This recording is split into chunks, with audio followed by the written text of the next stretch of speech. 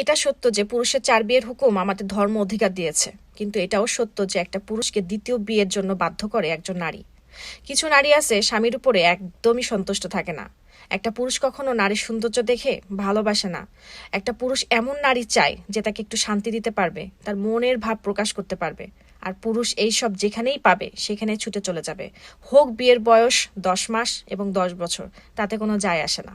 পুরুষের সাথে জিদ করা, তার কথা দাম না দেওয়া, ছোটখাটো বিষয়ে রাগ করা, ঝগড়া করা, এসব করতে করতে একজন নারী তার পুরুষের কাছে তার সম্মানটা শেষ করে ফেলে। সে বুঝতেই পারে না সে কখন তার স্বামীর মন থেকে উঠে গেছে।